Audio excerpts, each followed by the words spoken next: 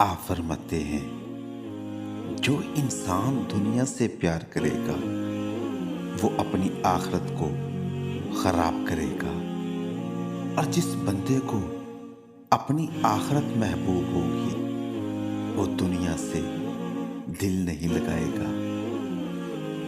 آپ فرماتے ہیں تھوڑا خلوص خطرناک چیز ہے اور بہت زیادہ خلوص مکمل طور پر مہلک۔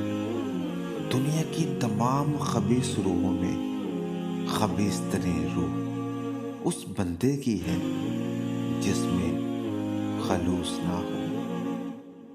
آپ فرماتے ہیں زندگی میں کبھی بھی ایک لمحہ کے لیے بھی ٹھہراؤ اور سکوت نہیں ہو سکتا، بلکہ اس میں ہمیشہ مسلسل طور پر کچھ نہ کچھ ہوتے رہنا چاہیے۔ آپ فرماتے ہیں تم ایک فقیر کی مانند زندگی گزارو، لیکن تمہاری جھولی سادگی اور تمہارا آثار عقیدہ ہونا چاہیے۔ آپ فرماتے ہیں ہم ہمیشہ انہیں پسند کرتے ہیں جو ہماری تعریف کرتے ہیں، لیکن ہم ہمیشہ انہیں پسند نہیں کرتے جن کی ہم تعریف کرتے ہیں۔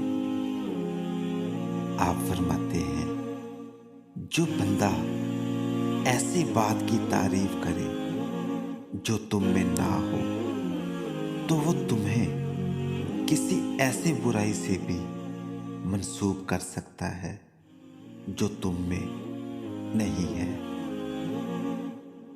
آپ فرماتے ہیں جب ہم تکالیف اٹھا رہے ہیں تو ہمیں یہ سوچ کر خدا کا شکر گزار ہونا چاہیے کہ کتنی ایسی تکالیف ہیں جن سے اس نے ہمیں ابھی تک محفوظ رکھا ہے۔